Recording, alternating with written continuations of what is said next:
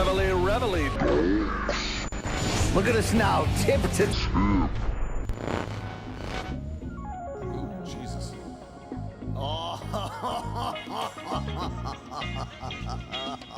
Shout to Morning Kombat. Do you want a margarita?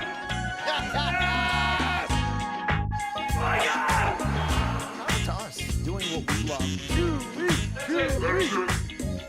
But it's time to bang.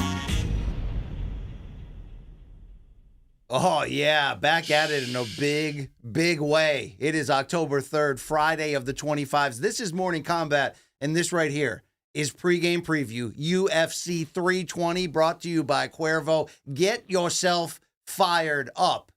It's Brian Campbell live from the Manhattan Meadowlark Studios, but directly from the Connecticut suburbs. You know Luke Thomas from Washington, D-Sizzle. How about, as Luke would say, better call y'all himself, Jed Meshew, number 2 of MMAfighting.com, back in the building.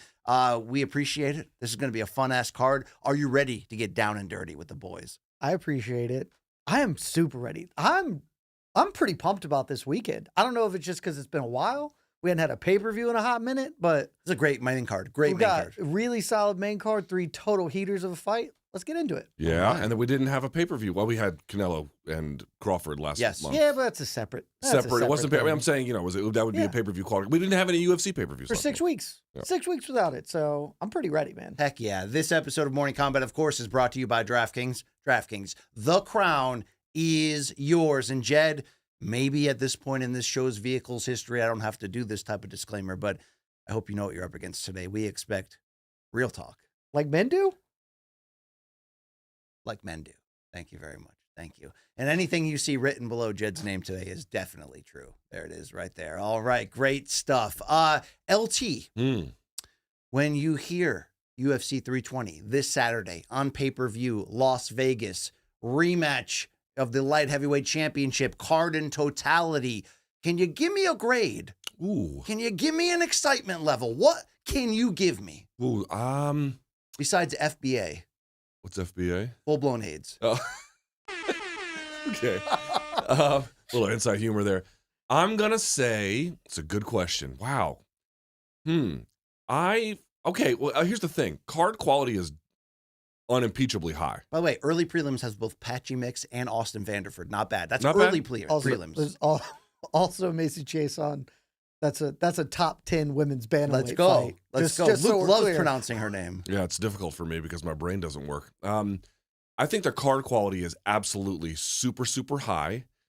I do wonder what kinds of fights, not the Yuri and Khalil fight, but in the main and co-main, to what extent are they going to be action-packed? I think remains to be seen. We're going to learn a lot, though. No. You're saying it could be technical. It could be. Listen, they could be not bad fights, but are they going to be barn burners?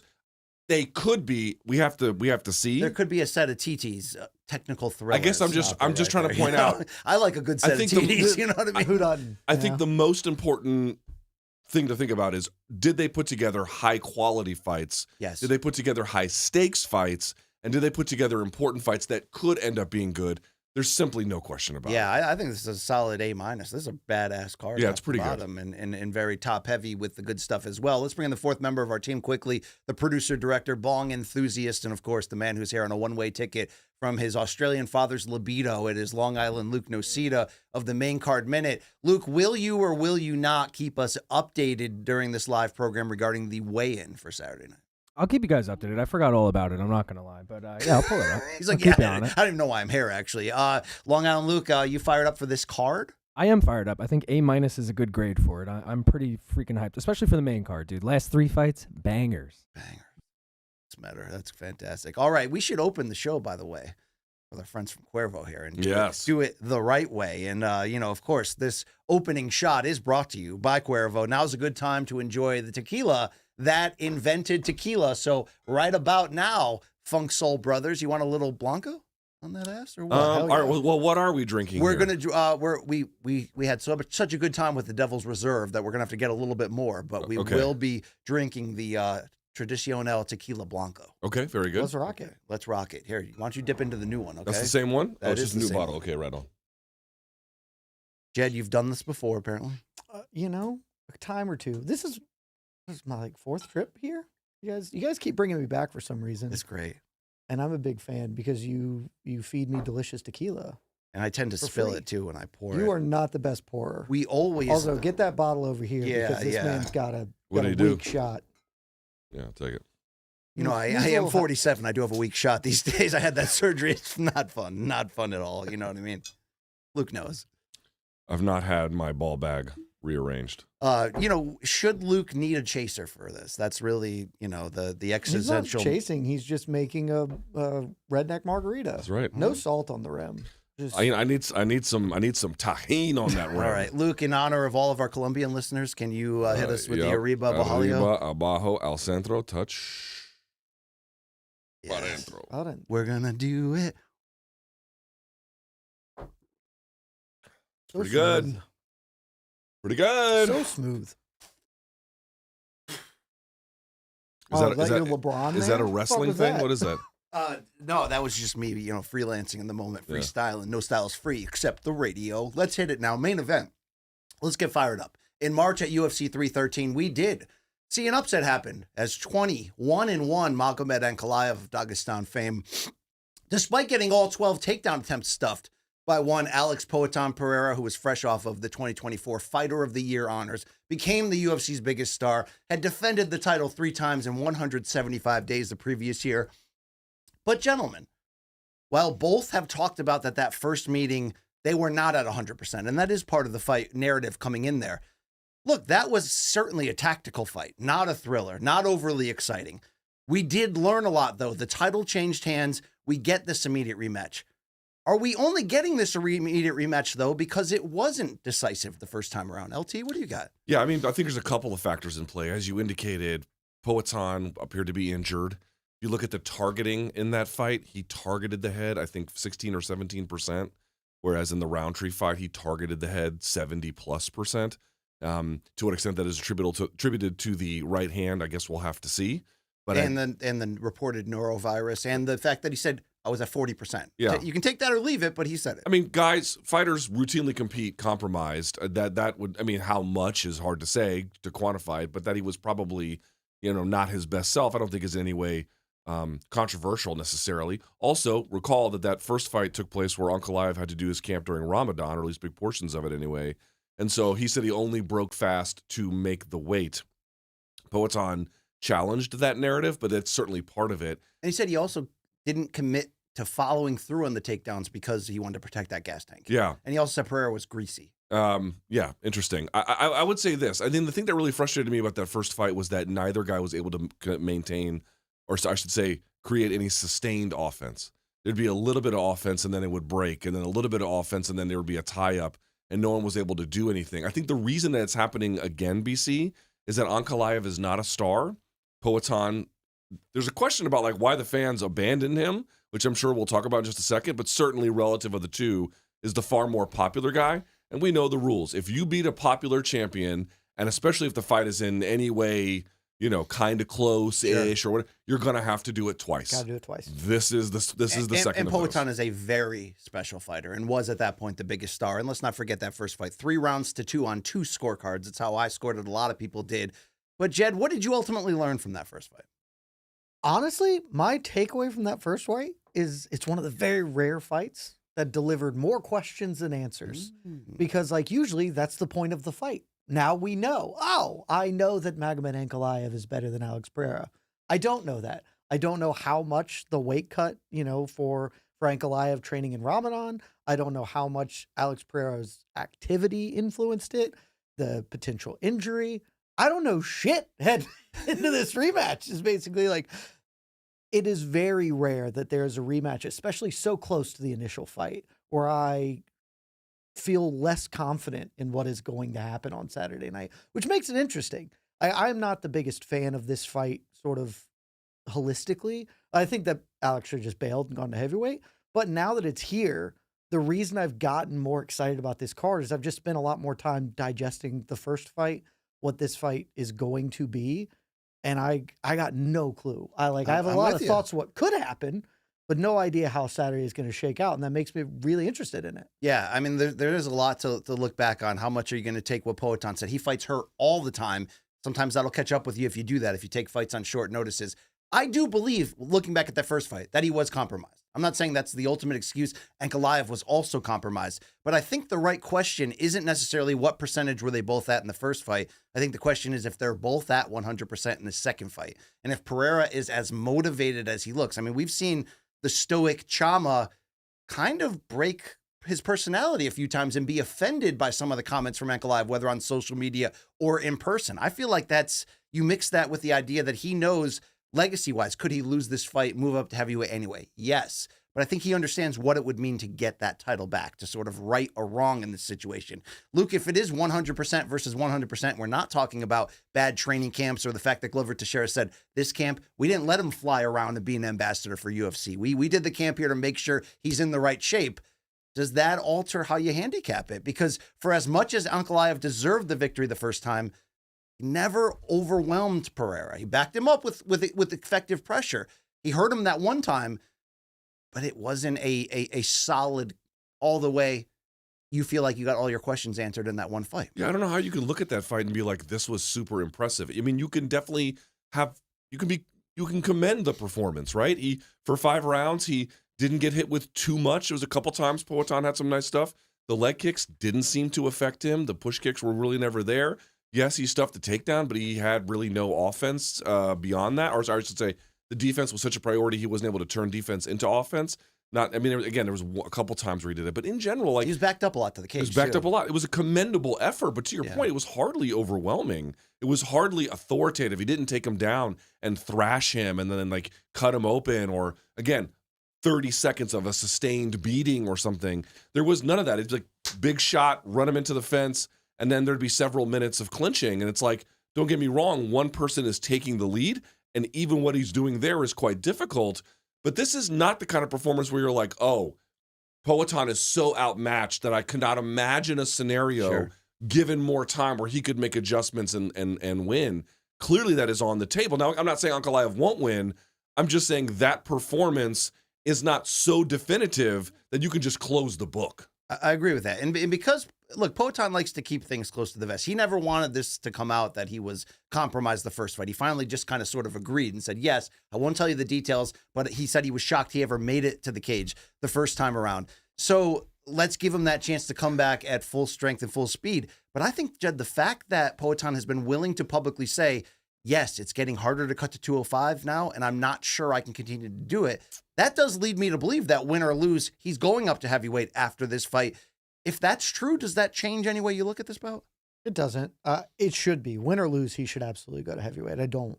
He should have gone 38. Should have gone to heavyweight already. I think this fight is relatively meaningless in the terms of his career. It's not winning a belt. You know, there are some interesting statistics. He becomes the first fighter since Randy Couture to win a belt in multiple weight classes while multiple times or whatever. But like at the end of the day, if he wins or loses, it's not gonna move him up or down the GOAT list, right? Like this is kind of relatively meaningless. So it should, but that's not what this is about. Like to me, the reason this fight is happening is, yes, to Luke's point, you got to beat him twice. But if Alex wanted to go to heavyweight, the UFC would have absolutely been like, sure, man, go. This is a pride thing. This is I didn't give my best. I'm better than that dude. And that also makes it interesting because to your point, BC, they're talking a lot of shit right now. Like they are talking a lot of, I was 40%.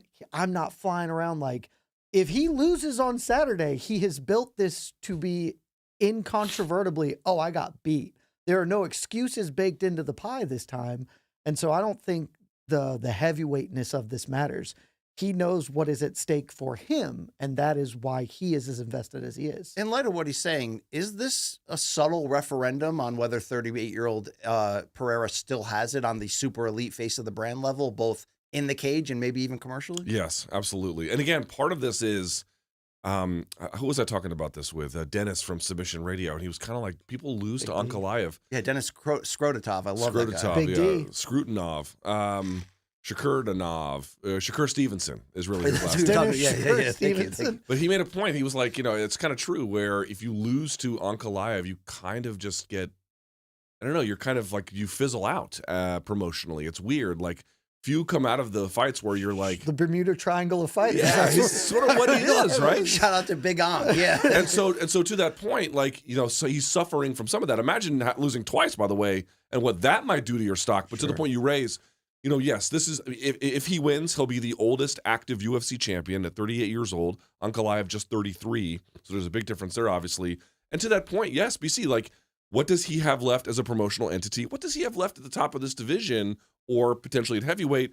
Again, you asked a question early, are these great fights? And because of the quality of them, there's no question. I don't know how entertaining it will be, but like you said, it will be very informative. You're going to learn a lot with this fight, and that is the most important thing, I think. I'll give Ank the benefit of the doubt to say if he's fully healthy, it could be a different thing we see on Saturday. But if you're telling me, definitely Pereira was compromised the first fight, didn't have a great training camp, was potentially battling a broken hand with norovirus, whatever. But he's going to be 100% and motivated. I have to believe that the gas tank will be there as well. And I think by proxy, we're going to see a much more exciting fight than the first time, which really was sort of we're waiting for something to happen. It never really happened. Suddenly the fight ends and you're like, yeah, I guess Ankalaev did it. I feel like this is going to be a Poatan who isn't working off the back foot with this more technical opponent pressuring him. It's going to be a guy that's trying to go after it. Is a fully healthy Ank going to be able to dial up that technique and mute the aggressive, emotional, energized version of Poatan that wants to come back and fix that hole on the resume? My strongest take for this whole weekend is that the main event is going to be a stone cold banger. Like I saw the first fight, I've seen the first fight a lot. And I think that after watching as much as I have, I think that everybody has sort of short-sold what Ankalaev did in that fight. I do think Alex was a little compromised. Like all that is true. But I also think like I watched Alex fight Khalil Rountree and struggle greatly in that fight. And that some of this is stylistically, he's not as good against southpaws unless you're Jamal Hill and just going to, engage. And also just a pure boxer. Like there's no extra threat with Jamal. Exactly. And I thought Ankalaev rewatching like did a lot of good things, right? Like he made a really concerted effort to be defense first, and Alex never felt confident to throw at the head, right? Like and he got buzzed. So I think that, looking at that fight, maybe it happens again. I don't think so. I don't know who's going to win, but I feel so confident that Alex, he has put so much on himself. He's not going out like that. If he's going to lose, he's not going to lose another like tepid, passive, questionable, passive thing. And Ankalaev, I think he's riding high, man. He is high on the hog right now. He is feeling himself. I think they're going to come out and maybe there's a little feeling out early and very quickly Alex is going to stop backstepping and they are just going to toss him. And at that point, both dudes can put the other down. And so I don't know who's going to win. I think we are in for a much more exciting main event. So if that goes down that way, I don't want to disrespect Ankalaev. He's got finishes where he front kicked a dude, knocked him down, finished him with strikes. He's a better array of strikes than he gets credit for. He buzzed Alex in the first fight. There's a lot that Ankalaev does great.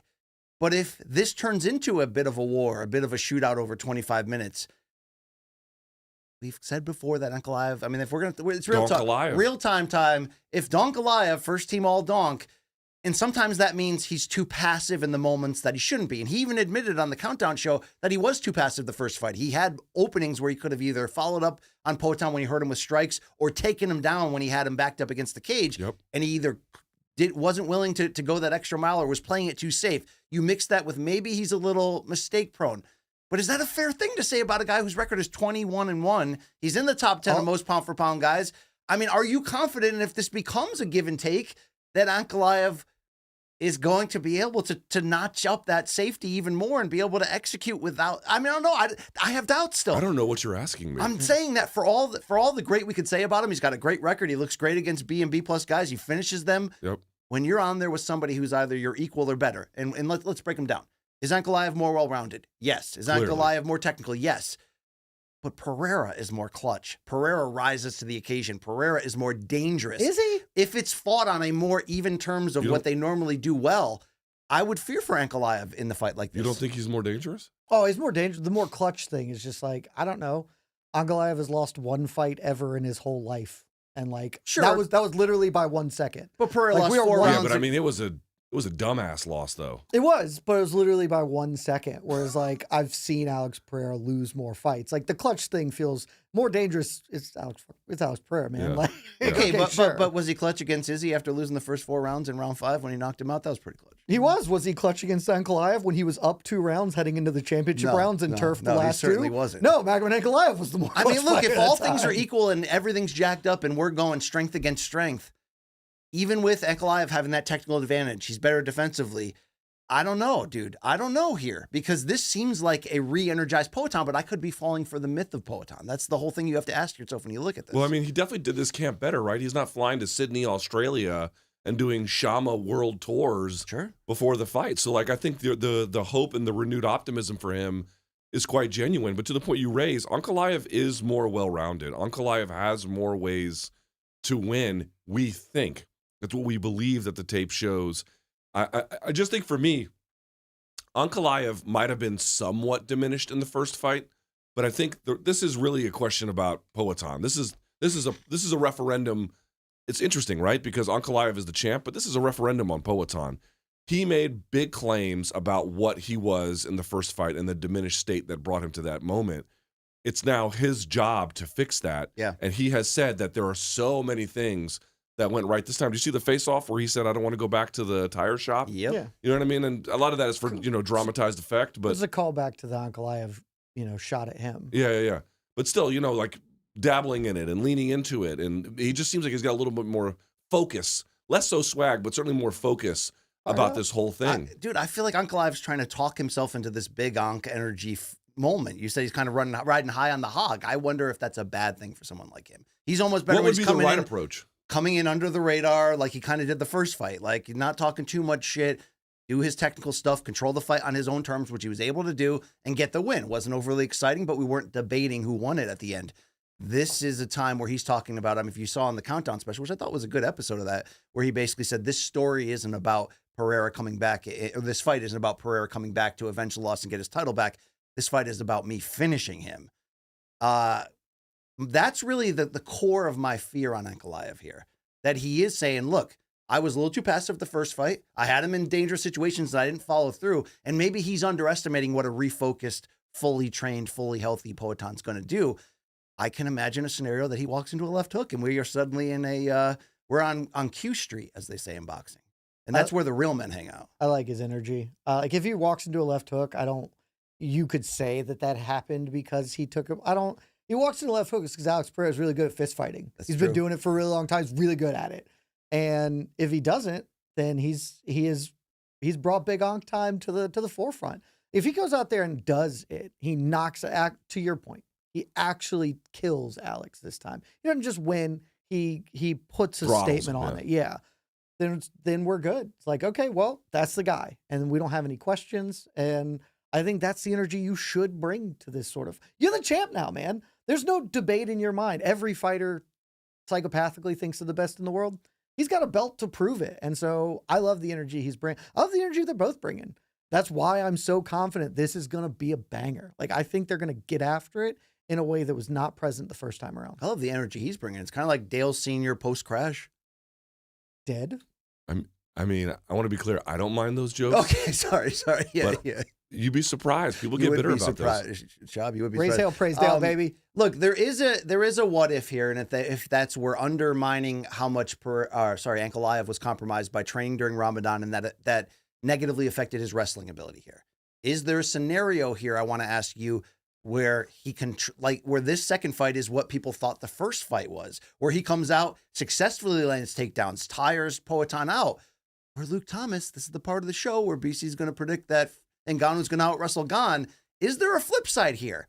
The fact that Pereira stuffed all 12 takedowns show us that he has almost unnaturally evolved his game at such a freaking rapid level. It's ridiculous. No one this side of Gokhan Saki thought he was going to come in there from kickboxing and be credible in the areas that you would expect him not to be. He's evolved so quickly. Is there a deeper evolution with him and Glover that we're not experiencing or predicting here that shows maybe he's a submission threat on the ground if it does go there? I mean, you never know. I didn't think Merab was going to be a sub-threat against O'Malley, and sure enough, that's exactly what you got. So you don't want to be too dismissive. I mean, to say that, though, I think you'd just be kind of guessing Like, what would you, unless you've trained I him, guess of with course. vibes. That's what I do. I guess. You are the vibe guesser. That is true.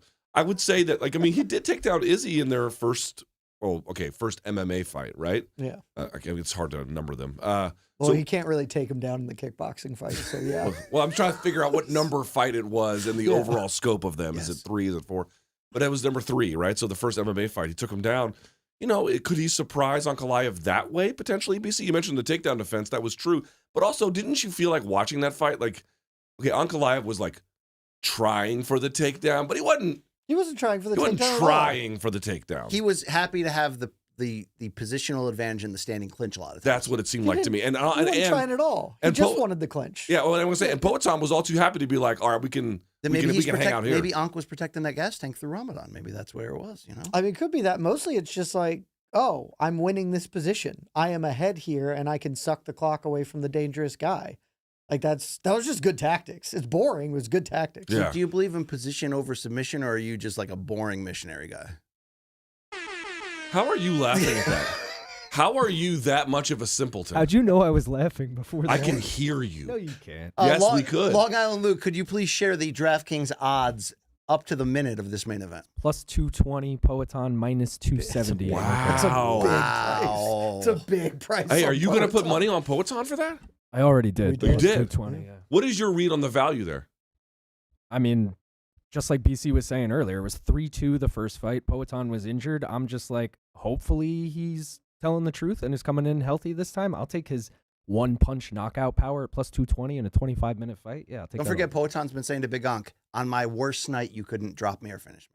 And now you're saying You you're did gonna come rock out. his shit a I couple know, times. Did rock his shit. that's just the worst argument. On my worst night, you beat me, is what he's saying. It's still just a terrible It's one. like, yeah, on my you're worst right, I night, did. you beat me. Sure did, buddy. Okay. What does the world look like here if Poatan loses? I mean, we touched on it earlier, talking about sort of the referendum on his stardom, on his ability at this age.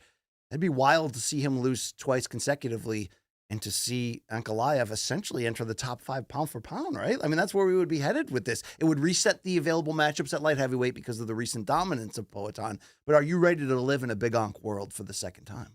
Yeah, because I've been ready for this for a while. I've thought Ankalaev was the best light heavyweight for a hot minute, Yes. but like, you know, he's in the Movsar Evloev Bermuda Triangle of they don't like him. Yes. So despite the fact that historically he's had some snoozers, I'm not here to say everyone's a banger, but like Is that true, by the way? he's been. I was in a lot of them.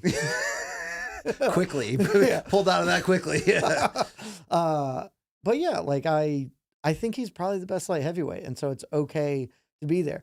If Pereira beats him, that's cool. But then Ankalaev will just fight for the belt again soon because Alex is just not long for 2. There's nothing left for him. You're right. There's this fight because he lost the first one.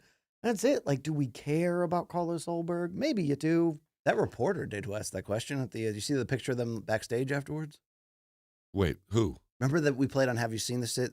Have you seen this shit? The female reporter who during the press conference was like, "Hey, Dominic Reyes, have you ever fought who's the anybody as most handsome?" handsome guy? I Yeah. mean, he's a very handsome man. We can all agree. I think but there was like, a smash burger with extra cheese, and I'm not afraid to imagine that. Anyway, Are Luke- you high? No, I'm high on Cristalino, believe that, or the Tradicional Blanco. Here's what I want to say. Poatan by 4th round TKO. It's going to happen, guys, Wow. okay? Because he is angry, focused, redetermined. He was gambling on the run that he was on before, where, yeah, I can take any fight shorthanded or hurt or injury or whatever. Will we see even a better Ankalaev from the first fight? Yes. I think Ankalaev probably goes up 2-0 in this fight. Maybe it looks in some weird ways almost like a replay of the Khalil fight. But I think Poatan is going to have the gas tank here to set up that one big shot that he's going to need to turn the fight in his favor. I think he could stop Ankalaev here. Am I crazy? I don't You think tell it's, me. I don't think No, it's it's not crazy, but I crazy. guess I think the honestly, if I'm being serious, the reason why I like this bout so much is, listen, sometimes you look at a bout and you're like, man, fighter A is about to beat the living fuck out of fighter B. Yeah. And of course that can always happen. MMA is crazy. But in this one, it's like genuinely mysterious to No me. clue. You know what I mean? Like, is Poatan overselling how banged up he was? Maybe. Is he underselling it? Maybe. Is Ankalaev exactly who you saw in that fight? Or is that also, a clearly diminished version? And if they're not both diminished and they both open up, what is it? I don't know the answer to these questions. And for that reason, it makes it a little hard to make a pick. All right. So no pick from Luke Thomas. Jed, I are hate you doing willing to picks. put your money where your mouth is? You put a lot of things in there. I mean, it's just unbelievable. including some traditional. Very true. Blanco. Very true. I have bet on Alex Pereira because, like, Long Island Luke, that's just a really good price. Yeah, I will say this: at that price, It was a really good price. that makes a lot of sense. It was Yeah. a really good price. I think it's a total coin flip, but I will side with sort of historical precedent and go that the younger guy who just unseated the champion Yeah, gets it done again. I will too. But I think he's going to knock him out. I genuinely believe. Wow. Wow. I think Alex is going to come in with a lot more fire On the feet or on the ground? on the feet. Okay. I think they're both just going to throw, and people underestimate that Ankalaev swings a pretty big hammer himself, and Alex is 38. Okay, Yeah. if He's- Ank is he got willing, buzzed hard last Ank's fight. got tools and a real fight if he's willing. Yeah. It's just we haven't seen it at his biggest fights. We haven't seen that same willingness. He gets more technical in the biggest Who? fights. Ankalaev. Ankalaev, yes. But like, if he buzzes him again, like he did the last time, I think this time he'll pursue it a lot more. I mostly just think they are going to trade hooks at some point, and whoever gets there first is probably going to be the guy who wins. And I don't know. We've never seen Ankalaev knocked out. I know he's been dropped before. I think Thiago Santos put him down once, but like, Alex is old, man, and a lot of miles because even he's relatively MMA young. He's been fighting since 2012, something like that. Like, Yeah.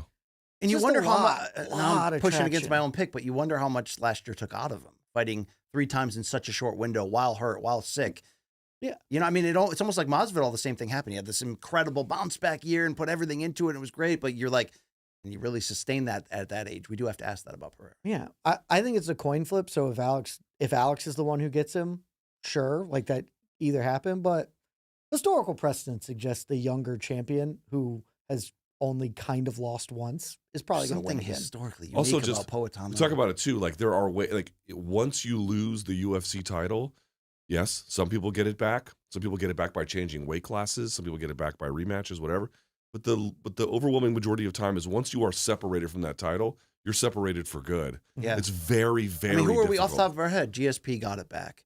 Volk got it back. Valentina, Izzy, because Izzy got it back over Alex. Couture took turns between the Yep, divisions. Yep.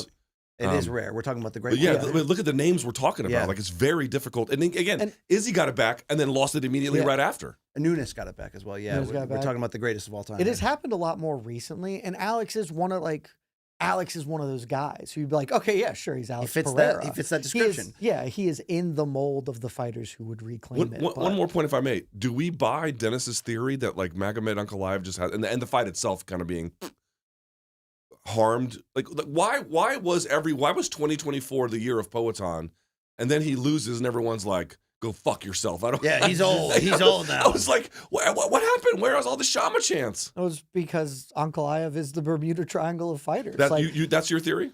honest to God, yeah, because the UFC has been so not promoting him in general. Ankalaev. Yeah. So it's like, oh, he lost to this guy that pretty clearly the promotion didn't really like that much. It's like if Movsar Evloev ever gets to fight for a belt and wins it, everyone will forget about the featherweight division because the UFC has Right. so concertedly not promoted that man. Right. So I think it's similar. Yeah. I think that's the best explanation I've heard. Luke, Yeah. quick phoner check on that UFC Cutter card, one of your early stops in your life tour. That's right. I did live in Doha It'll be briefly. November. Did you really? My dad was in the State I Department. know, but I Yeah. just didn't realize you were. Dude, between this co-main event of Bilal Muhammad versus Ian Gary and this main event of Hooker versus Sarukian, Yep.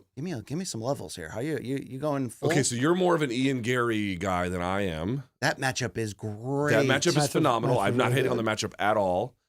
That, again, speaking of a fight that could be boring, but is packed with information that you're going to learn, Yes. that one is, I mean, chief among them. The one that's interesting to me is the Saryukian Hooker one, because you'll note Gamrot beat Saryukian somewhat controversially, but he did beat him. However, Chandler, a wrestler, boxer type, knocked out Hooker. However, Gamrot himself couldn't beat Hooker. So you have to ask yourself, what kind of wrestling style does Saryukian need to have, and what does he have that's going to be a problem for Hooker? I think it might actually be a little bit more Chandler, where you actually wrestle boxing, whereas Gamrot was a little bit more just my offense starts once my wrestling begins. So I think that fight is interesting and somewhat mysterious, but it's the main event that is. Oh, no. That's the main main. event. Sorry, the co-main. Yeah. That's the one that's like, is that a 5-round co-main? I have no idea. I don't know. It should be. But I I have don't no know. idea. Do you know if it's a I think 5-rounder? it's actually 3. Oh, it's I three. confirmed it's poopy. 3, yeah. Well, that favors Gary, doesn't it?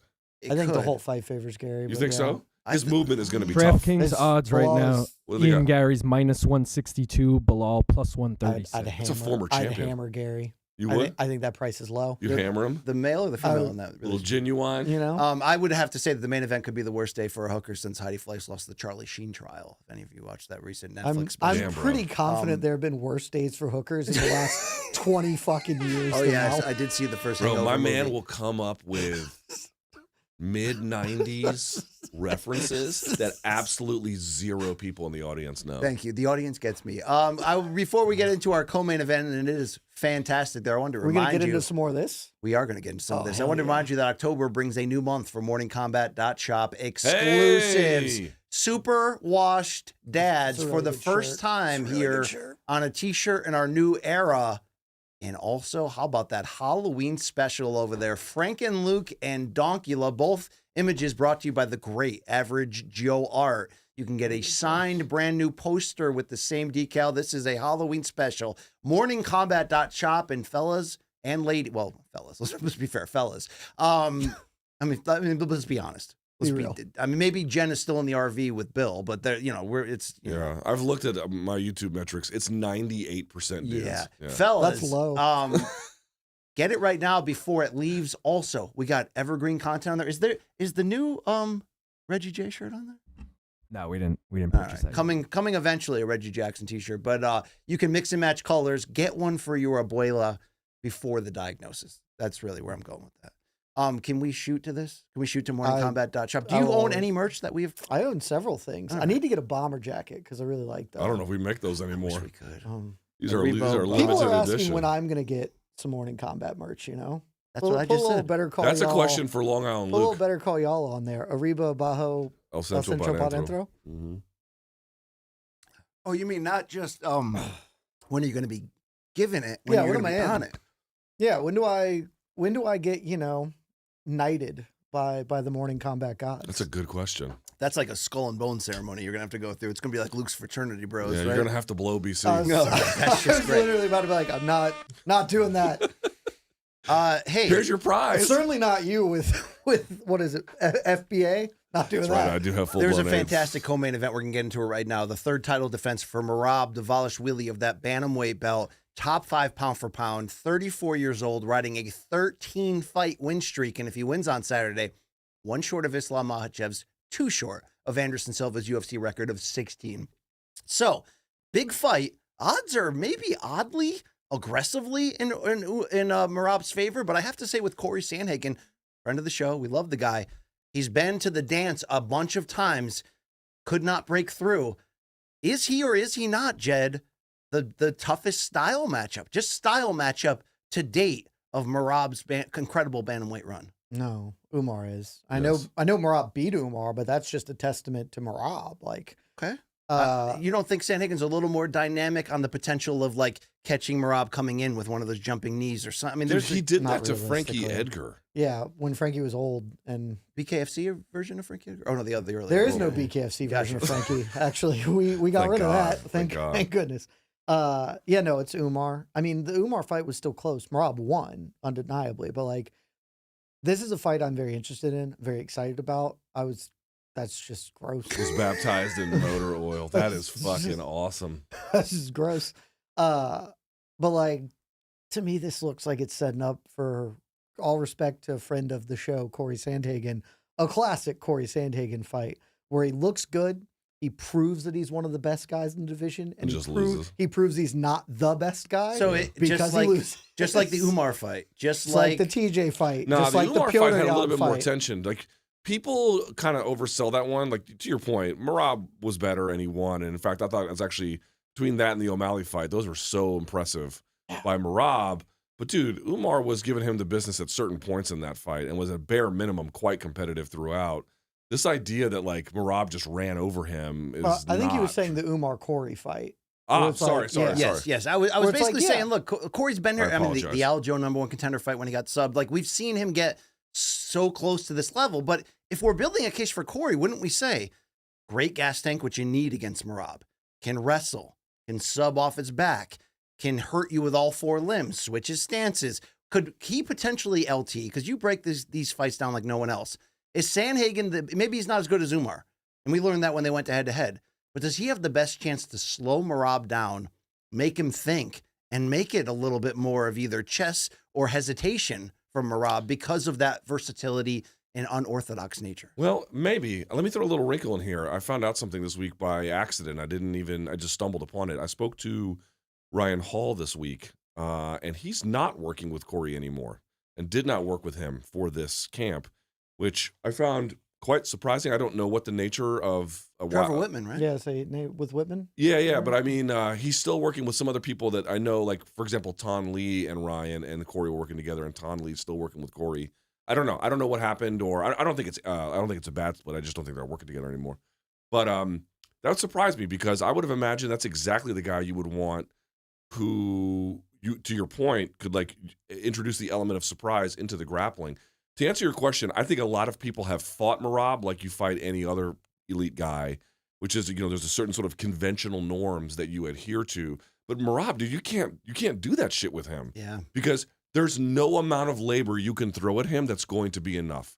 Labor is not the thing. That chin is almost as insane as his gas But tank, hear me is it out. not? Hear me out. If you ask me, like, can Cory be more dangerous? With a mindset change, yes. If your plan is he takes you down, or the bare minimum gets to your back, and then Matt returns you, and I'm going to just wrestle up to my feet, if you play that game long enough, it's a guarantee you're going to lose. You have to switch it up. You have to reset the grappling attack with an inversion, some kind of roll, whatever. There's various different ways, and you can manage that.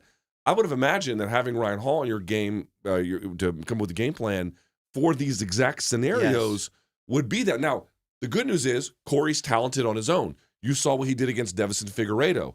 I think something relatively akin to that gives you your best chance of beating Merab. But we haven't seen anyone really do that to Merab yet, and Merab has to know that some of that might be coming, and how does that change how he approaches his top control and his takedowns? This is, to me, honestly, who's better on the feet? It's not a mystery. Merab's Who's calling better on for- the ground? Merab. It's not a mystery. Yeah. But can Sandhagen, through jiu-jitsu, for example, if someone tries to take down Charles Oliveira, they're setting the terms. But if Oliveira, in the process, jumps guillotine, now he is setting the terms. I'm not saying it's to jump guillotine, Jed. What I am saying is That would be a bad idea. that'd be a bad idea. I mean, Charles, it's good. For everyone else, it's pretty bad. But what I am saying is Sandhagen has to take control of the process. Just take the initiative. You're not going to out-wrestle and out-labor Merab. Do something else in that process to establish the attack. Indeed. Merab, by the way, I've seen as high as a 4-1 What are the betting odds? favorite. As Long Island Luke looks it up, by the way, Around minus 400. Merab can become the 8th champion in UFC history to defend the title 3 times in 1 year, and we know he wants to do it a 4th time in December. We'll see if he gets That's that chance. insane. He's What not are the going odds to. at the moment? Minus 440, Merab. Wow, Plus even 340 more money has Cory. come on him. All right, is this? Are you putting money? Hold on. Are you putting money on Cory? No, I took Merab. I got him at minus 350, Oh, which is still hefty. Okay, but if he was from, I don't Australia. know, Australia and not Long Island, would you have done the same thing? I don't know, man, because I've been backing Merab for a while now. That's my guy. Yeah. People accuse you of eating the microphone. Are you eating it right now? No, it's because I'm talking into a fucking gooseneck talk box, and people think I have like a legit mic back here. So for anyone always like, Luke, you're popping your peas. Yeah, You well, know, guess what? Yeah, you're as- popping as- your Popping your peas. peas. As my father would say, a poor carpenter blames his tools. This ain't my studio, bro. If it was, You know who was a great Luke carpenter? loves to pop that Jesus, pea. and he didn't tap. So no forget Jesus. I've seen the T-shirts. Okay, believe definitely me. didn't tap. I one time went to an MMA fight where the whole team fought with the Jesus didn't tap shirts, and the fight was at So a they've gun never- range. I called That's the fights. most MMA thing I've I ever called heard. fights in a gun range where guys had Jesus didn't tap T-shirts. No wonder my dad doesn't like me. Yeah, that's a no fair point. wonder. Look, so here's the deal with Merab. They were almost saying at Thursday's press conference, it was almost like people were saying, like, could he be on the verge of becoming the true bantamweight GOAT, although respects to Dominic Cruz and TJ Dillashaw. But if you really think about it, doesn't Cory Sandhagen kind of represent the last guy of Merab's era, the Merab Aljo era there, that he hasn't fought? It is interesting, and it played into a little bit of trash talk that came, whether started it fun, went a little bit competitive by the end. But we heard a little bit of trash talk on Thursday, and we're already here with Cuervo, so why don't we do a little Shots fired. We're gonna fire a shot. This is Shots Fired, brought to you by Cuervo. Now's a good time to enjoy the tequila that invented tequila. Let's listen in on Merab from Thursday as we pour another one. Let me enjoy my shot. Sandhagen that makes you feel you could knock him out, and how aggressive will you be in trying to land that punch? Bro, nobody give me any problems, even in striking. You know, I fought Pereira, I fought Jose Aldo, I fought Sean O'Malley 2 times. Nobody can do shit. So I'm the GOAT, I'm the champion, and I will prove it again. Whatever fights will go, I'm ready, but my goal is to knock him out. I said I will finish Sean O'Malley second fight, I did. So now this is my second chance. He would go on to say I gotta say that suit wasn't bad. That was a nice suit. No, and he would go on to say that Cory Sandhagen has small balls. Hold that on, he saw on time out on OnlyFans. that. Did my man really put his balls on OnlyFans? No, it's a running joke from Cory, who did a dry humor skit on Instagram that said he started an OnlyFans and he made a ton of money.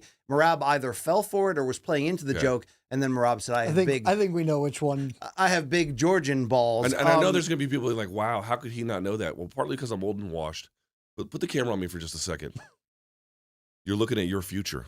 This will happen to you're you too. nursing this fantastic cocktail. I have a suggestion. Are you taking? Why don't you Are you putting it lick through the college? backside of my balls and tell me what they taste like? They taste like salty old man. I've been farting on them. You can put some tahini on there if it makes it easier. They taste like a Joseph Bay Banks double-breasted. Okay, They taste like SPA. Yeah. Do you know this story? No.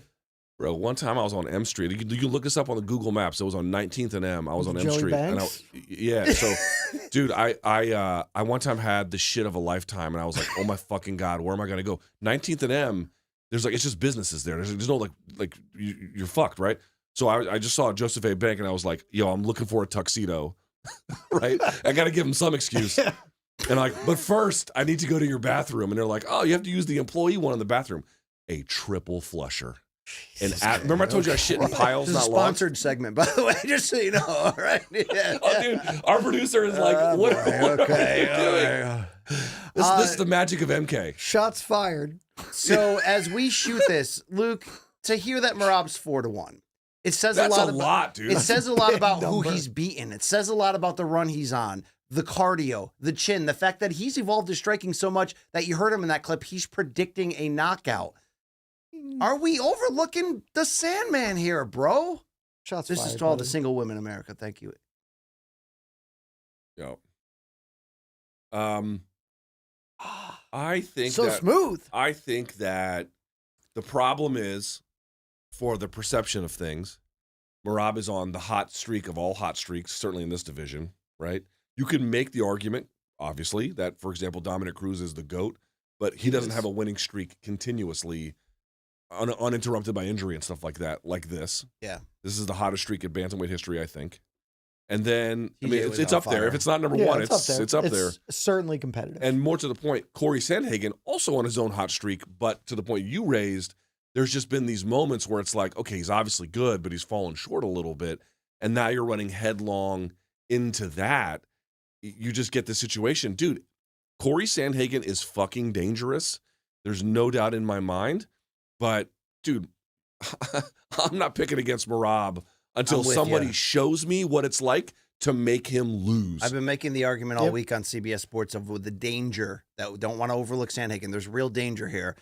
But Merab by 4th round submission is not a horrible pick. What do you got? 4th round, you said? Yeah. Did you pick 4th round TKO? I think there's going to be synergy in the air. Ooh, Yeah. okay. I'm actually closer on this one with you because I think we're going to get a finish. I think the under here is Long Island Luke. You can pop us the numbers, but I like the under here because I think we've got 2 factors to play. One, I think Merab's getting better. It's just like, Yep. I didn't think he was going to tap. Dude, he said he's going to fight till he's 50 yesterday. Well, sure. He said fighters say shit. Yeah, That's that's fine. right. I was surprised by the O'Malley finish because I was like, I don't know, immediately ahead of that fight, I was like, I don't like Merab. And I still stand on that. He is not a fighter that I generally consider interesting. Will never say he's not great. He is amazing, one of the top pound for pound fighters in the world. That fight made me think, maybe he's got a Habib-esque, oh, now I'm the champion, I'm just going to dust you fools. Like, I'm going to start putting guys 30% better at the yeah, theory. Yeah, and he's going to start putting guys away. And I think playing into that, this is Cory's one shot, and Cory knows it. He's never getting back here again. It's just He's 32. and bantamweight is bantamweight. Like Right. he's gonna leave it all out there. I don't think Cory Sandhagen is going to be, I'm down 3 rounds, I will just lose with dignity. Yeah. He's gonna go for broke as the fight starts slipping away from him, which I expected to. And that will just open up more opportunities. And so I actually It does like make him a 4th round dangerous finish. in It makes him short dangerous. windows. It does make him dangerous in short windows. That's really the question here. It's like, to what extent? People have been asking, like, oh, for example, like, oh, can he flying knee when Merab shoots in? And I'm like, look, yes, that's on the Maybe. table, but like that is a Tom Brady throw in the middle of winter at Gillette Stadium that like only one guy. I mean, the possibility of landing that is real, but remote. It's less than Tom Brady. It's more like Tim Tebow can win a playoff game. What about No, what I'm saying, it requires a Tom Brady level of skill to find that little window over what the about shoulder Brady for at Randy a flag Moss. football game in Saudi? That's really the reference point. Do you know I'm how trying much to make. money they're paying A Brady lot, to do that? freaking lot. It's Saudi, I assume. you think if- all the money. I think it's like 50 million, some absurd number. Tell me Good if for I'm him. crazy here. If you're Sandhagen and you lose, the bad news is you're Joseph Benavidez historically. The good news is you go home to Megan Olivier for your I'm just gonna let that one hang out there. Long Island Luke, please listen to me very carefully. Just gonna let that one sit. We need to add crickets to the soundboard. I'm into that. Yes. I can definitely Come do on, that. that Because was- no, that was well timed. No, It was- no. It Because wasn't your best effort. because first of all, Megan O'Leary, wonderful lady. Congratulations on the birth of her child. However, if we're gonna hip hop horn when they're good, because sometimes they're phenomenal. You see me laugh. We all laugh on the show. But when they're bad, I want you to dunk on this bitch. It's true. I'm down to do that. I'll definitely right. do that. Very Two good. props I want to touch on quick because Jed asked the under 4.5 is plus 260 Love on it. this. And Smash it, boys. you guys were talking Merab by sub plus 850 Merab by sub. Oh, I really like that too. That's an wow, interesting that one. is a big price. Here's what I'll say about for viable. Cory. Cory's got pretty good sub defense. He's pretty tough. He also underrated chin. He is tough as a $2 durable. fucking steak. Durable man. So this one actually, to me, has the likelihood of going the distance. I guess we'll see. I think normally it will. My thought is just Cory is going to sell out when he's behind. Yeah. Because he just has to. Right. He's like, oh, I'm losing. I'm going to try to win. He's even said, I can't win this via decision. Yeah, 'cause Like, you it's can't, just you can't not beat possible. Merab. Like maybe Umar on a great night can beat Merab on the cards. I That's the think only if he works person. on his cardio, this rematch, Umar Merab, if Merab wins, is going to be fantastic. That's I'll- the big be one. a I'll thriller. pick Umar whenever they rematch. Okay. The first fight was so close, and And I don't then- mean fix your cardio. I just mean, oh shit, I'm going against an Truly alien. dial it in, yeah. I think he underestimated how much that was going to be a Yes. factor. I would pick him in the rematch, but like credit to Merab, I thought he had no chance in that fight, and he Also, proved why he's great. Merab's takedown defense in that fight was Elite. so fucking good. Incredible. So good. Let's He's continue so on. good. Yeah, he's good. So Let's good. He's continue on down the card. We have a top 5 Hell light yeah. heavyweight duel that is going to be a banger. I'm and excited This road because- to UFC 320, Yuri Prochazka, Khalil Rountree Jr. preview brought to you by Total Wireless, the official wireless provider of UFC. Get unlimited data that won't slow you down. Yeah, it is Total Wireless. You know what won't slow you down? This fight right here. Both gentlemen are fresh off of victories over former champion Jamal Hill. Both gentlemen were stopped in title fights by former champion Alex Pereira last year. You could make the argument that whoever wins this, especially if Ankalaev should beat Pereira a second time, could be in line for a title, although obviously Black Jag Ulberg is riding a 9-fight win streak. Just dispatched Dominic Reyes. The UFC is going to have a difficult time there. But Jed, when you look at this matchup between sluggers, one of them more technical, one of them a little bit more unorthodox, although that unorthodox gentleman now has a master's degree. What are your expectations for this one on Saturday? Friggin' chaos. Yeah. My expectations are for Luke to have to eat crow and accept that Yuri Prochazka rules and is Did awesome. you know he reached out to me? Did he? Yes, Was he it did. after you trash talked him when I was in studio and you were No. like, I like good fighters? No, I was like, no, it was he's awesome. after I did after he beat Jamal Hill, when he listened to me and turned defense into offense, he wrote me a note and asked me to do a little bit of a favor for him. So I did. So suck Luke, my Luke pay low Thomas is the Wow. reason Suck that my Yuri pay low- Prochazka No, no, is no, no, good. no, That's no. what he's saying. No. Are you writing his game plan for this fight? No, let me be clear. Absolutely not. When I said the favor was small, it was infinitesimally small. but he was receptive to the things I did in my breakdown. By the way, I'll put it that way. I hope To- he was to give Luke receptive credit- to me loving him because he fucking rules. That's not You wanted him to stay an interesting and delightful mediocrity. I wanted him to maximize potential. Eat my ass. That's not the only former UFC champion that's actually reached out to Luke for tape research. I really mean that right there. Luke is phenomenal in that area. You expect fireworks. yeah, But do you how does it expect, not happen? like, is it going to be technical and tentative until it gets crazy? Or is this just crazy? Because, look, Yuri was known for craziness, but you got to dial it in if he's going to get back on top a second time here. Hold on, may I jump in here? Yeah. To you. Wouldn't you agree that watching that Jamal Hill fight, that on the one hand, clearly a better defensive effort, and again, Jamal a little bit more predictable because it's basically just boxing. On the other hand, you still got a little bit of that razzle-dazzle from Yuri. He does, which is why that's what I was about to say anyway, is like, I think I've made no secret of this. Like, Justin Gaethje is one of my favorite fighters because he should be everybody's favorite fucking fighter. Right.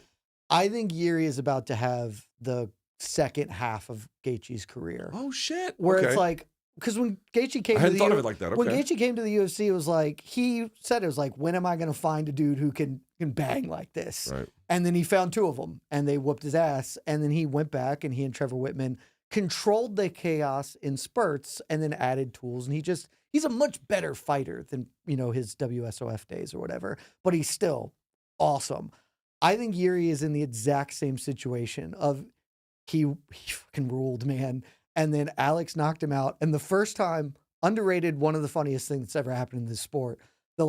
Alex didn't beat me because he's good. He beat me because the Amazonian spirits. That right. One of the funniest things that's ever happened. And nobody talks about how fucking funny that is. That he was like, it was the spirits of the Amazon. It was the black that magic. defeated me. Yes. And if he would be an honorable foe and not bring those spirits, I think the second loss, he had to be like, oh, maybe it's not Amazon spirits. Maybe I just should maybe block one punch. Reminder, the second fight against Poatan was even worse for him than the It was first. the exact same fight, but worse. Yeah. Condensed. I think that fight, because to your point, he obviously looked better technically against Jamal Hill. And it's not huge. It's just adding a couple of layers. Totally agree. And so I think I think he's about to be he is always spiritually Justin Gaethje at light heavyweight. It's the same thing. He's going to still have controlled chaos. He's going to be a little bit better about not being totally reckless. Luke, Khalil I will say this, though. Rountree, Yeah. fast, I was gonna ask you. explosive, Kicks the shit out of your legs. kicks the fuck out of your legs. Now, he Mhm. had a more disciplined, moderate game plan against Hill because I think he was just trying to get to the next thing. But he found new life from that Pereira fight. You have to give that to him. Dude, we talked. So, for It example, elevated him. tonight is, or I think it's even started now, is the Usman and Magomedov and Paul Hughes card for PFL. Someone asked me, like, what's the biggest difference for Paul Hughes this time around? He believes. We talked about Yeah. this on Monday. Yeah. He believes. And I think the same thing happened to Rountree. Yeah, he lost. He got stopped.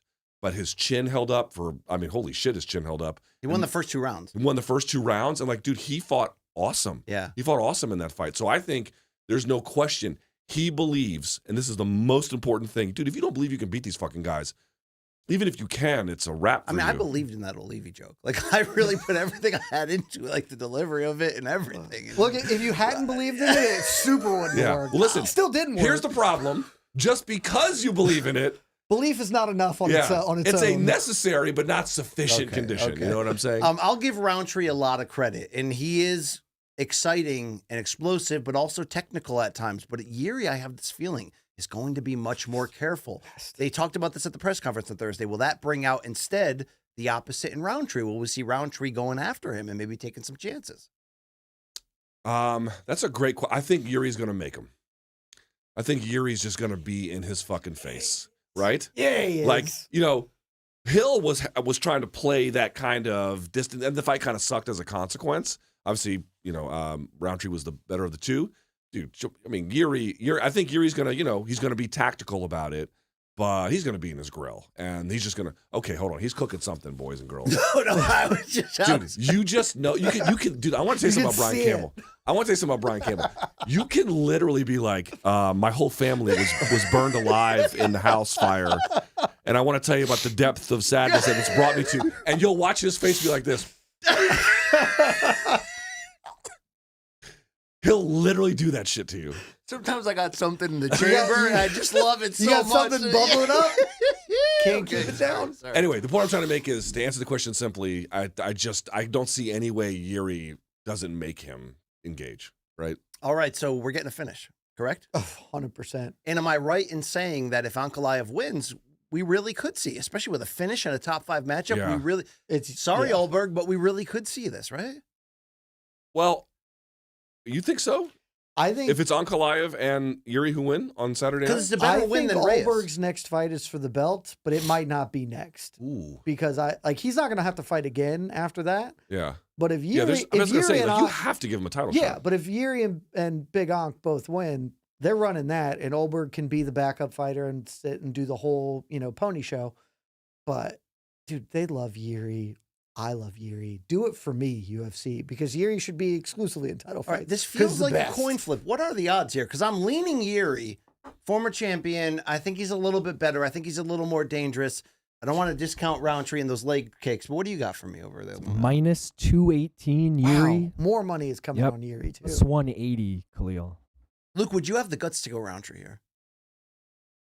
I don't discount his At ability. that price, it's getting pretty decent. I'll say this. I don't discount his ability to if Yuri is fucking around, yeah, he could absolutely lose this one.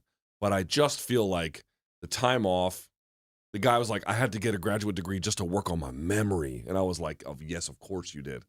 the master's degree sold Lou. He's like, oh, higher No, education. no, no, no. Yeah, William No, and no, Mary. no. But it wasn't the degree. Did you what he said he got it Yeah. for? To work on his fucking He's a crazy memory. person. He's the best. And I was like, that makes no sense, but that's amazing. He's the best. And I just feel like it's one thing about Yuri too. We all lose sight of. He's very athletic. I mean, he's a Yes. big, durable 205er. The straw that stirs the drink for him. He's fucking athletic as shit. Dude, he hasn't gone the distance since 2016. It's Yuri. insane. It's It's ridiculous. insane. So I just feel like I don't discount the threat that Rountree poses. He's a worthy adversary. Yes. But I just feel like it's Yuri's fight to lose. And a great story. We're the adversary, but I'm going Yuri. You as well? To your point that you raised, there are not many good guys in the game. You Yeah. got 2 of them here. So Yeah. True. I'll give you that one. Yuri's been my boy forever. I'll back him forever. I will say, if you are trying to believe in Khalil Rountree, you like him, totally reasonable. There's absolutely a world where like all of Yuri's defense is head movement, and that is meaningless because Khalil's going to kick his leg off, and he doesn't check those. So like, there's absolutely a universe where it's just like, oh, Khalil chopped his leg out, and then Yuri couldn't do anything because he couldn't walk. Shout out to John Wood of Syndicate, by the way. Yep. He's in Rountree's corner. He's in Merab's corner. Yep. He had a great sit down with She Loves the Gloves, out of the nation of Absolutely. Georgia. Yep. So shout She's out amazing. over there. Yep. Mhm. Hey, everybody, are you looking at me over here? I got something to tell you. Total Wireless is hooking you up with the ultimate fan experience. One lucky winner will score a round trip for 2 to New York City. Get that. Hotel stay, 3 nights, VIP access to the UFC ceremonial weigh-in, large bull seats to the UFC 322 fight at MSG, the world's most famous arena. Tickets to the Giants-Packers game? Are you kidding me? A brand new Motorola Razr 2025 and $1,000 spending cash. This is a real thing, folks. Don't miss out. Enter at a Total Wireless store, any Total Wireless store, from September 25th to October 26th, and maybe you can win the ultimate fan experience brought to you by the UFC and Total Wireless. Holy cow on that one. All right, let's continue on down this card. Sleeper of a featherweight bout, 40-year-old Josh Emmett, hands of stone. Loser, though, of 3 of his last 4, including most recently against a streaking Lerone Murphy, taking on a Youssef Zalal, who nobody is talking about at featherweight, despite a 7-fight win streak. Yeah. What the hell are we expecting in this fight, dude? I think this fight's probably not going to be that interesting, if I'm being honest. Like, Zalal's it's What, 'cause fun, it's gonna be though. touch and go. Yeah, because Zalal's just going to dictate the range. And Josh Emmett, I mean, in general, you see this with all fighters. The older you get, you just become a trope of yourself. Like Yeah. you have the A game, and those are the only weapons. Josh Emmett's just going to swing a real big hammer and hope it lands. It won't, because Zalal will dictate range too well. And this is a meaningful fight. I do not mean to run this down. Like, I'm interested in it because it's also the interesting part is this obviously the biggest opponent Zalal's ever faced. Right, like he beat Calvin Kattar. He was the 4th guy in Calvin Kattar's current 5-fight losing streak. So you're like, how much do you weigh that? Josh Emmett still has the goods despite being 40 years old. But my guess is the odds are huge, probably a little bit bigger than they should be. My guess is Zalal just dictates range this whole fight. Emmett never gets going. Of the main card fights, I think this is the one with the highest likelihood of being the least interesting. All right, all 4 fighters in the main and co-main event, by the way, have weighed in. We're all set for Saturday. Boom. Josh Emmett, he's in an interesting spot. 3 of 4 he's lost, but he's 40. He can knock out anybody at any time. Ask a pre-meth Bryce Mitchell on that one. Now being trained by TJ Dillashaw. Mm-hmm. What do you Well, make they of were that? always Team Alpha Male together. Have you seen how big Dillashaw looks Oh, in yeah. their photos? Massive. He dwarfs Emmett. I mean, it's like, dude, you got to He go is fight Ilya so if you come big. back. Yeah. It's so big. This is the thing about Emmett, who, by the way, we did Room Service Diaries, a fucking amazing story. Great story. Love the guy. Again, I think a pretty good person in the fight game, which are pretty rare these days. But more to the point, this is the thing though that kills me, Jed. He was like, man, I was working out with TJ with this camp, blah blah blah. And it's like I really went back to the lab and worked on my power. And I'm like, that was the thing you needed. I was like, Josh, you already had nuclear power. What are you trying to get? Sounds like the American war budget. Now I it's know, like it's we like- already have that. It's like, don't you get me know? wrong, like, okay, sharpen the sword or whatever, but like this is not a fucking weakness, my guy. Yeah. This is your ace in the hole. Remember he told us in that RSD, he's like, I have no game plan every fight. I just come out. He and told us, throw. he was like, bro, I don't got no motherfucking game plan. Honestly, I love that energy, but yeah. But yeah. But it's like, here's the problem. That's apparent. Zalal will. Yeah. That's the issue. So to me, it's like, is he going to come in shape? Yup. I mean, if he lands on you, it's fucking Armageddon. Curtains. Born in Casablanca. Curtains By the if way. Yeah. he lands. Have you ever been to but like, dude, Casablanca? Zalal, He was born in Casablanca? Yes, he was. Morocco? Yes, he was. Also, Yusuf isn't that where Zalal? Yusuf Zalal was born there, is what Oh. I'm saying. Oh, I thought you said yeah, Josh Emmett. that's I was what like, No. That's what I was like, what? I was like, I thought he was born in California. I don't know if That's you've been there because ironic. you've been everywhere in the world. I've actually never been to Morocco. No. Do you think that Josh Emmett or Luke has a better beard? Is that Cuervo talking or you right now? Because I like this direction. I- definitely Josh has the We better can have one. some Yeah. more Cuervo. Josh is We've better. only had 3. His flight home is going to be great. Yeah. Yeah. You're going to, dude, I'm going to watch you on TikTok getting thrown off of Frontier Airlines I refuse to for verbally. urinating in the exit row. I just refuse to verbally commit to, like, oh, yeah, I'm in the exit row, sure, and get thrown out like Habib. Long Island Luke, give me a 30-second answer. Is Yusuf Zalal for real at featherweight?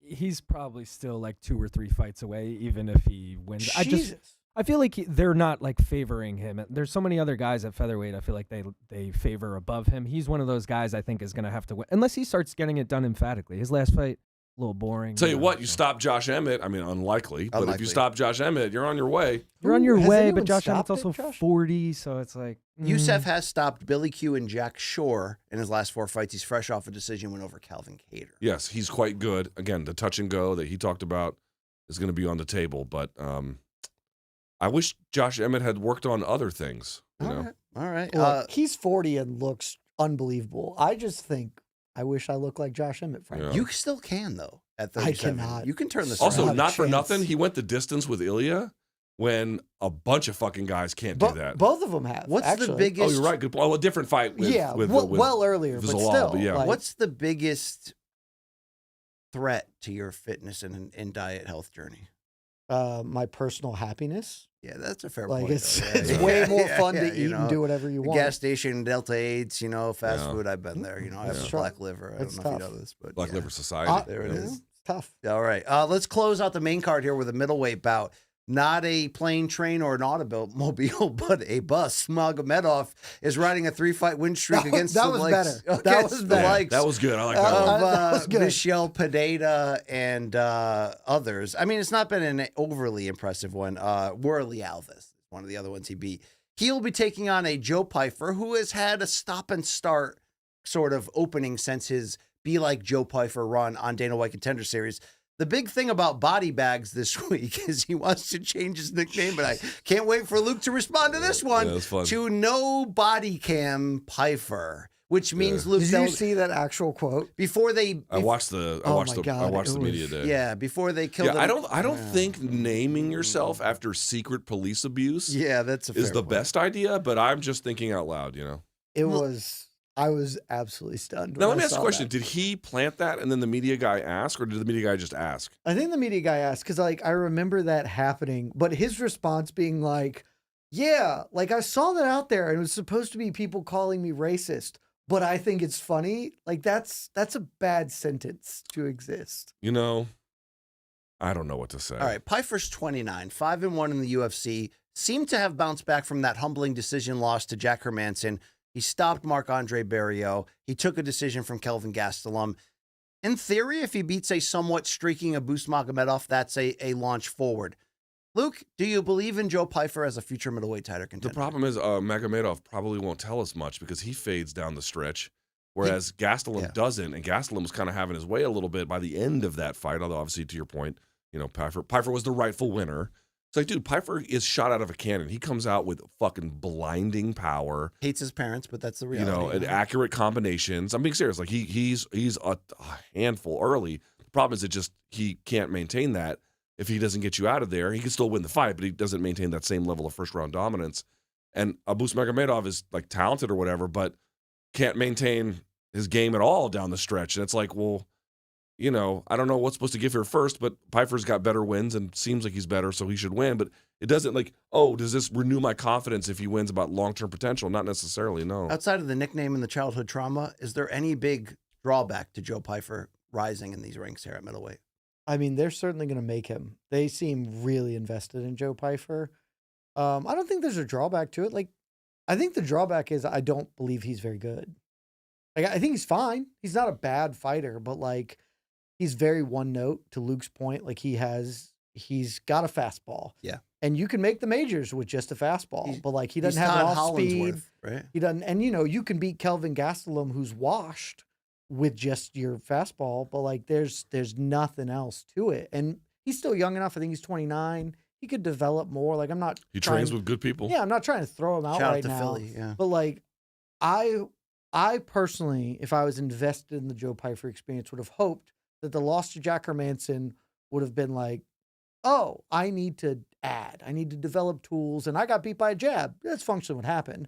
Like, I need to figure, and it was just like, no, I probably should have won that fight anyway. And it's actually Mexico's fault that I missed weight because that country sucked. Yeah, that guy like, he kinda doesn't seem to have the introspective, and this could be wrong. Straight, like, I don't know him personally. This is what I am interpreting from the outside. But, like, he needs more tools because he beat a washed Kelvin Gastelum with a big right hand and building enough of a lead early. And that's good enough to beat Abus, frankly. Let me just say something, too, like, to the point you raised. It's a good point, which is, you know, listen, Mayweather, I don't know how academically bright he is.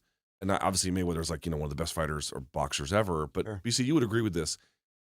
He just had a real keen sense of self. Mm-hmm. You have to. He understood himself, his limits. He understood with fine detail what his opponents were going to do in certain contexts. And Pyfer just seems to be like brute force. Yeah. I'm going to beat you with brute force. And I think that, like, as long as that's your mentality, you're never going to take that next level of introspection to maximize your game. That is good analysis about where he's at. He's going to have to use these type of fights to add those wrinkles and continue to grow. I want to talk to you now about DraftKings Pick 6, folks. And here's presented to you by DraftKings, where, of course, the crown is yours. You can download that DraftKings Pick 6 app right now. Use our code COMBAT with a K. That's Combat with a K. Play just $5, get $50 in Pick 6 bonus picks. Make the call, ride the upside in partnership with DraftKings Pick 6. The crown is yours. Guys, when I look at this card and I head on over to that DraftKings app, we're looking at more or less in multiple categories, in multiple fighters, where you can put your knowledge ultimately to the test. When we look at that co-main event, Sandhagen versus Dvalishvili, over 5 rounds, more or less, 88.5 significant strikes from Merab. Take the over. Yeah, that's smash. Take the over. Okay, Smash when we the go over. to that main event, how about Alex Pereira, 63.5 strikes over 5 rounds, significant strikes, more That's a or tougher less. one. That is a good line. I don't know. That's tough. I'll go less. Just for That's fun, I'll close. take the over on that, only because I think it will go long, but that's a tough one. This is where you That's got to a put tough your one. knowledge to the test. Yeah. Takedowns. completed here In the main event? in the main Wait, event. that means like total between either guy? No, for one fighter, Magomed Ankalaev, 1.5 more or less takedowns completed. He was 0 for 12 in the first fight. Nail the under. Yeah, I'll take the Nail I'll take the under. You think Pereira's going to stunt all of those against? No, I Sterling? think he could give up a takedown. I think he might give up a takedown. One takedown. Yeah. But that's one. All right. Alex is a way better defensive wrestler than people think. Well, Merab Dvalishvili has the most completed takedowns in UFC history with 97, breaking GSP's record. He can approach 100 in this fight. The over-under, the more or less from DraftKings Pick 6, 5.5 takedowns for Merab against Sandhagen. I'll take the over. Whoa. Take the over because they score mat returns as takedowns, and that seems really possible. So take the over. That's how you get like Habib with like 80 million. And that's how he takedowns. got to 97. If you feel like you're better than Luke and Jed, download that DraftKings Pick 6 app right now. Use our code COMBAT with a K. $5 will get you $50 in Pick 6 bonus picks. Gambling problem? Call 1-800-GAMBLER. Help is available for problem gambling. Call 888-789-7777 or visit ccpg.org in Connecticut. Must be 18 plus. Age and eligibility restrictions vary by jurisdiction. Pick 6 not available everywhere, including New York and Ontario. Void where prohibited. One per new customer. Bonus awarded as non-withdrawable Pick 6 bonus picks that expire in 14 days. Limited time offer. See terms at pick6.draftkings.com/promos. Gentlemen, we have decent prelim and early prelims. And when I look at that right now, the featured prelim is a middleweight bout between Ateba, Abega, Bojalio, thank you, Colombians, Gautier versus Tristan Vines. Why? Tristan Vines is filling in on short notice. And What? Gautier is the It's supposed to be Ozzy Diaz. Yeah, Gautier is the Cameroonian dude who looks like he's fucking Captain America. Gautier is new age Melvin Manhoef, and they're gonna let this dude blow up. Thank you. Nobody's Dude, forever, and it rules. He's gonna send that fucking kid's chin into orbit. Okay, expect a It's gonna be body so bags fun. there before I Joe don't know what the Pyfer. line is on that one getting out of the first, but I wouldn't take I was just going to say, Jed and I have been waiting a few days for this line to drop. Have they dropped one yet? They Luke? did. So it's minus 1650 Gautier plus Have they dropped the 850. KO line? They have not. They just have over under money line. Yeah, dude, Minus he's gonna 60. smash He's that. gonna No kill him up. Wikipedia pages in this fight, but you will see violence. But how about this? Potato's gonna Edmund have one soon. Shabazian at middleweight against Andre Muniz. We have a 27-year-old Shabazian who's been to hell and back a few times, and he's riding a 2-fight win streak. Do you believe in head movement? He's not with Edmund anymore. But Yeah, he's over at You know what I Extreme believe Couture. in? Cuervo. Can we make Wow. that happen? wow. I'm good. I have a headache Wow. From all the Cuervo? from all the sickness. I'll say probably not because this is so smooth. You're not There's no down headache with the associated. Probably from the sickness. FBA. You know what I'm saying? Down with the FBA gets us all, you sickness. know. I like Shabazian here. I think the last two fights have been. Oh my God! Look at you two. I mean, sure, we'll call that. Are you calling this warning track power? Calling it something. This one's for now all the divorced women in America. Thank you. Here's to swimming with bow-legged women. God, that's good. No, it is good. I'm just sick. Y'all have made me Cuervo fans. Yeah, no, they're amazing. Which is insane because I've hated tequila my whole life until I started doing this. And now I'm like, oh, Cuervo's unbelievable. Yeah, it's fantastic. Muniz has lost 3 of 4, so this is an opportunity for Shabazian to keep rising back, is it not? He's an Armenian. You love Armenians. I do love him. He's been up and down. I think it's a fair way to put it. Sure But has. I do like I think he's just got. He's finally putting together a well-rounded game. Let's put it that way. I think he should win this one. Muniz started hot and has fallen off a cliff. You know. Chris, I don't believe in him. Yeah, I don't. Either. I believed in Jake Matthews, who I thought was putting together a game, and then Neil Magny got him. Yeah. It's the same thing. He's the same fighter. Chris Gutierrez has won 2 since losing that decision to Sedong. Sedong, yes. Sedong Yang. Wait, Sedong Yang. That's right. Thank you very nailed much. it. Sorry, Mr. Faber, on that one. Song Yadong, Yeah. excuse me. He'll be taking on Farid Basharat. What do you guys think about this? Basharat, I bantamweight? think, It's is a really very good technical. fight. Yeah, great fight, but he kind of fell short in, I don't know if his last one or the one before that. As you indicated, very, very technical. I think Basharat has more ways to win. He's but 13-0, Basharat. Farid? Yeah, he's It's his brother he's the that better lost. Basharat. Yes. It's his brother that lost. Please forgive me. Yes. The only issue is bit of a decision machine. Yes. No? And so Gutierrez might have, who's I think a little bit more of a punisher between them, but I think Basharat more well-rounded. Wow, this is a fun show. I concur right? with that assessment. Do you care about featherweight Daniel Santos against Yu Ju Song? It's probably fun. Yeah, I mean, as prelim card stuff, you know. All right, to close out, there's names on this early prelim. The early I want to prelims jump are better down than to the middle prelim. Patchy Mix fought in a fight last time out On the main. against Mario Bautista, who's on a win streak, in which a win probably would have gotten him a title shot. Yes, it in would have. his second UFC fight there at bantamweight. Instead, like Tatiana Suarez, his significant other, who went from losing to Weili in a co-main event for the title to being on the early prelims on the Noche UFC card, he'll be taking on a Jacob Weeklots, who is the defending with a He was 16-3-2 record, was the defending KSW bantamweight champion, making his UFC debut and on a hot streak right now. What do we say about Patchy? The run he had through Bellator into PFL was electric. Yes, it was. I mean, he beat Horiguchi, he beat Magomedov, he beat Pettis. I mean, it was like Stotts. name after name by stoppage most of the time. He did not move his head in this fight at all and got completely exposed. Is it bounce backable? Have you seen Wicklet's fight? Not recently. He's fun. Yeah. I mean, the moving his head is not going to be an issue.